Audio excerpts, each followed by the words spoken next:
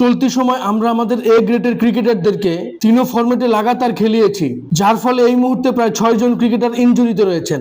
ফলে অস্ট্রেলিয়া সিরিজকে সামনে রেখে আমাদের সিলেক্টররা স্কোয়াড সাজাতে গিয়ে বিপাকে পড়ছেন। আমরা অতীতেও তামিম, সাকিব, মুশফিক, রিয়াদদের সময় যেরকম সেম রিপ্লেসমেন্ট রেডি রাখিনি, ঠিক এই মুহূর্তে আমরা সেই সমস্যাগুলোকেই ফেস করছি। অতএব আজ থেকে 10-15 বছর আগে আমরা যেখানে ছিলাম এখনো সেখানেই রয়েছি। আমাদের ক্রিকেটীয় অবস্থান ঠিক কতটা পিছিয়ে এটা প্রমাণ হয় যখন জিম্বাবুয়ে সিরিজে সেখানকার কন্ডিশন এবং বাউন্সি উইকেটের সাথে মানিয়ে নিতে আমাদেরকে প্রায় 2টি সিরিজ হারতে হয়েছে।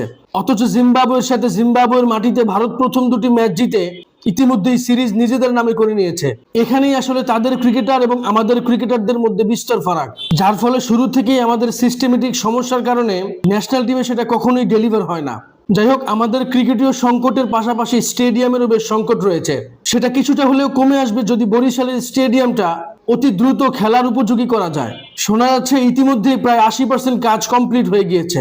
অতএব আসন্ন 2027 বিপিএলে যদি বরিশাল ভেন্যুকে কাজে লাগানো যায়, সেটা নিঃসন্দেহে বাংলাদেশ ক্রিকেটের জন্য অনেক বড় প্লাস পয়েন্ট।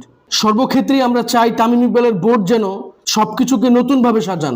এ নিয়ে আপনাদের কোনো মতামত থাকলে অবশ্যই আমার সাথে শেয়ার করবেন। ভিডিওটি ভালো লাগলে লাইক, কমেন্ট, শেয়ার, সাবস্ক্রাইব করবেন। ধন্যবাদ।